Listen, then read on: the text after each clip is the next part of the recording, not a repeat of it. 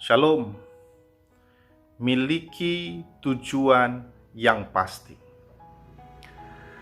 Dalam Amsal pasal 16 ayatnya yang ke-25 berkata, ada jalan yang disangka lurus, tetapi ujungnya menuju maut.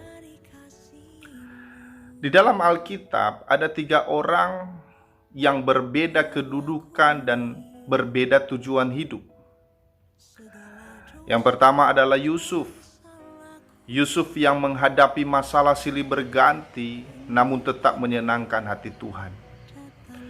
Tujuan hidupnya, imannya jelas menuju tanah air surgawi, yaitu tanah Kanaan. Yang kedua adalah Lazarus, sudah miskin, badannya penuh borok, tapi tujuan hidupnya pun jelas. Lain halnya si orang kaya yang selalu berpakaian jubah ungu dan kain halus, dan setiap hari bersukaria dalam kemewahan. Tujuan hidupnya menyenangkan diri sendiri, berpusat pada dirinya.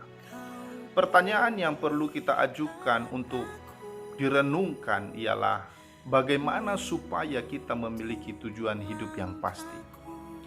Yang pertama adalah mengakui Yesus sebagai Tuhan dan Juru Selamat pribadi. Kita semua telah berdosa, dan akibat dosa ialah kematian. Kita mengalami kematian rohani, jasmani, dan kematian kekal di neraka. Putus hubungan kita dengan Allah. Tujuan hidup kita menjadi tidak jelas. Kita semua berjalan tanpa arah yang pasti, saudara. Kita hidup dalam kegelapan, tetapi puji bagi Tuhan, Dia telah mengasihi kita walaupun Dia membenci dosa. Dalam kasih-Nya Ia menjanjikan keselamatan.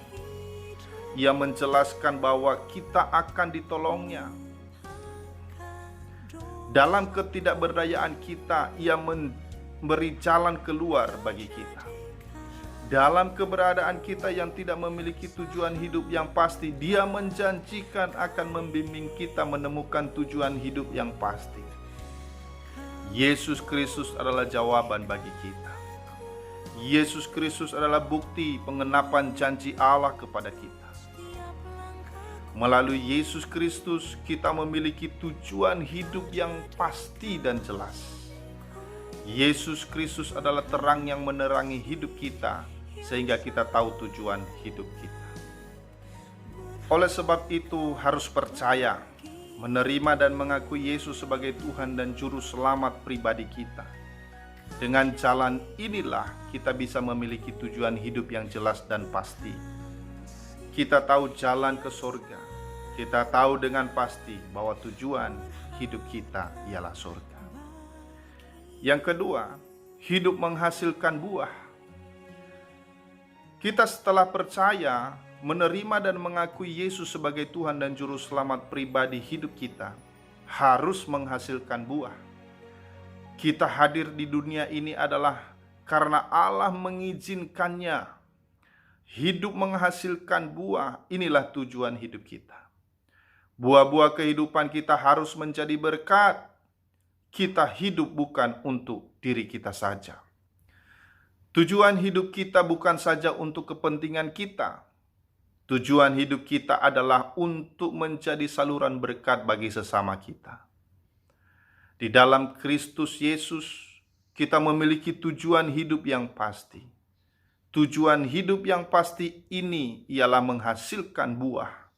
Tentu bukan kita yang menikmati buah itu, tetapi orang lain. Orang lain disenangkan melalui hidup kita. Tujuan hidup kita ialah menghasilkan buah, di mana buah yang kita hasilkan itu sungguh menyenangkan hati Tuhan Allah dan juga sesama kita. Amin. Tuhan Yesus memberkati.